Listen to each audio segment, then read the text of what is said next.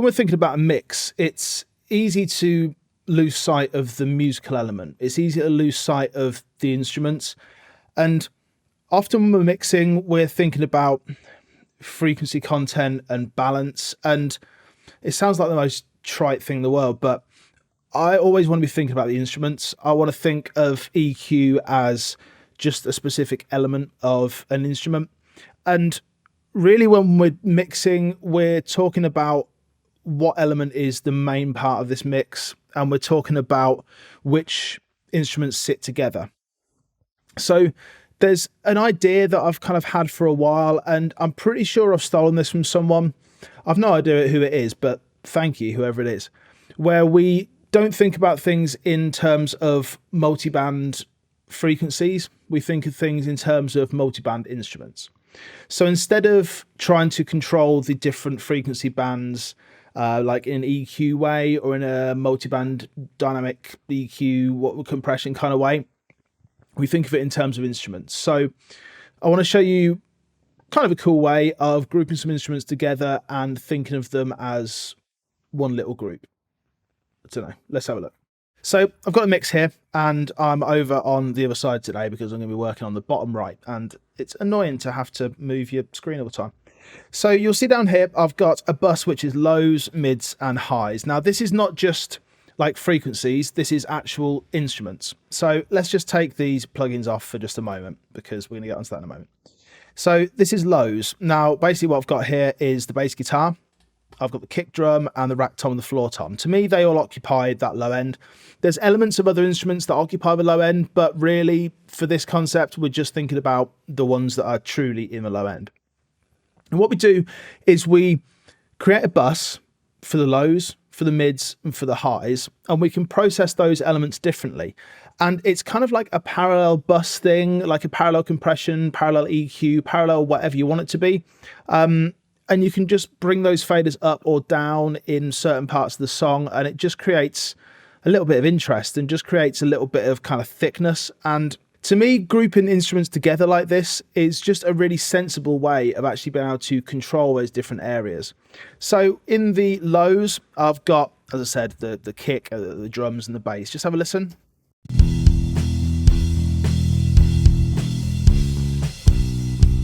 Okay, makes sense. And then solo the mid channel, and this is like, well, you can see. And this is all of the, well, it's the drums because it's the drum reverb. That's why they're unsoloed.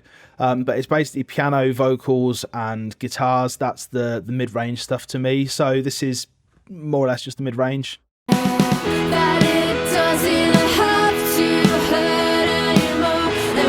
Cool. And then we've got the highs as well. So this is essentially cymbals at the moment.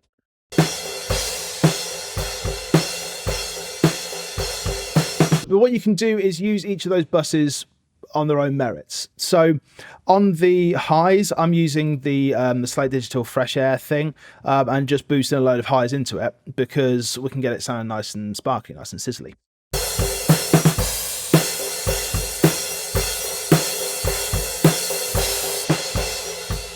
Now that sounds kind of aggressive on its own, but just remember that these are buses which we're then just bringing up at certain points in the song. So I'm actually using these buses. They're all post fader, so the mix stays the same, and I've just got them all kind of at unity.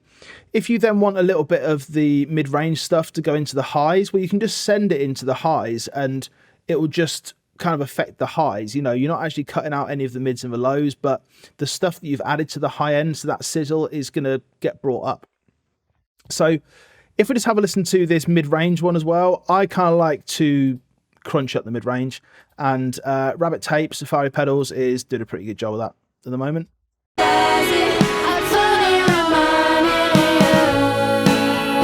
So that's it before.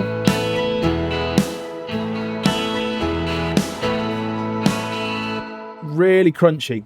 And then the lows, I've got Infinity Bass and FG, what is that? The SSL kind of compressor. And it's adding loads and loads of girth to it.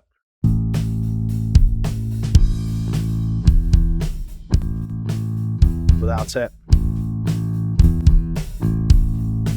And the point here is that you've then got a fader, which is a parallel whatever you put on it. And you've got all the specific frequency range instruments grouped into one. So it's a really nice way of just making it parallel anything, and you can make it so it's a parallel compression fader just for that low end. You can make it so it's a parallel EQ, parallel saturation, whatever it is. So then if I want to send like a load of the vocal into the high bus as well, just to get some of that sizzle, I can just select all the vocals and go to my highs bus. It's called mids there. I was obviously thinking of mids. Terrible practice, Sam.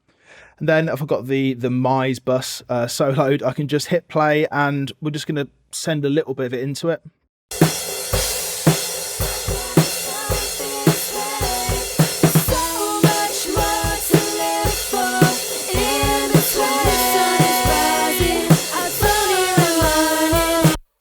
So in this instance, we're not kind of going post fader, but let's do that so the mix kind of stays the same. And if we just want a little bit more sizzle in that top end, we can just send some more vocal to that top bus. So let's have a listen to it. Now, I know that this is going to be louder when I bring in the buses. It's kind of unavoidable in this scenario because as I add another fader in, as I add some more tracks in, it's just going to get louder. That's just how parallel stuff works. And there's no easy way of me doing it so that it retains the loudness. There's no easy way of me like setting up a bus or whatever to make it actually happen.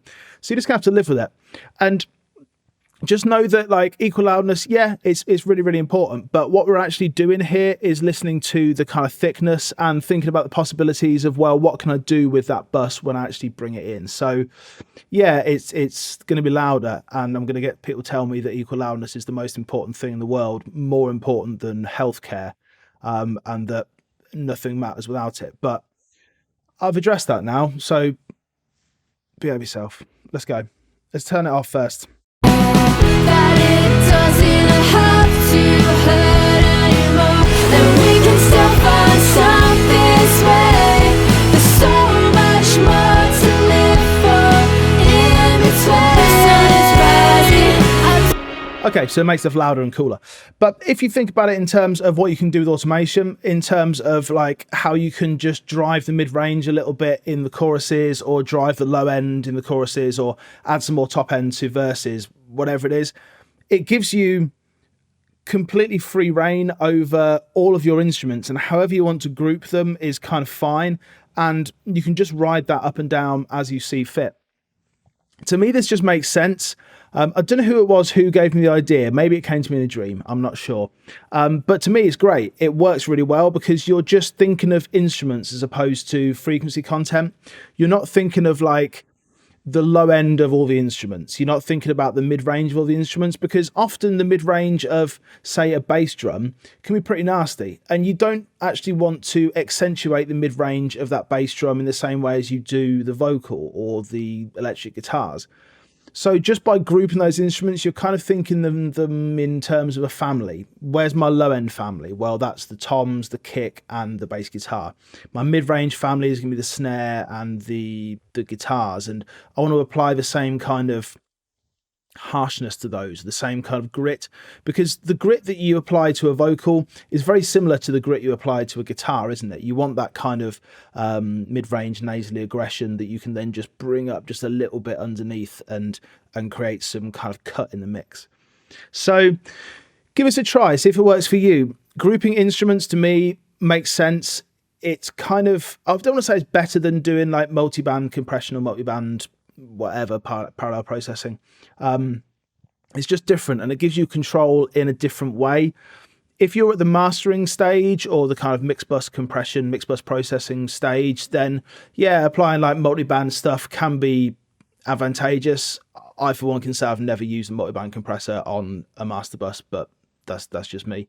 It just affects stuff in a slightly different way and allows you to get a little bit deeper in and automate stuff if you need to, versus chorus, add a bit more mid-range grit in that section without having to do it to everything. Because if you're adding mid-range grit, then you're also adding it to the overheads. And overheads and kick drums, as we said, mid-range grit doesn't really tend to work very well on those. So just a nice way of separating stuff out. Let me know if it's useful. If it isn't, let me know about that as well, but be kind. See you again soon. Take care.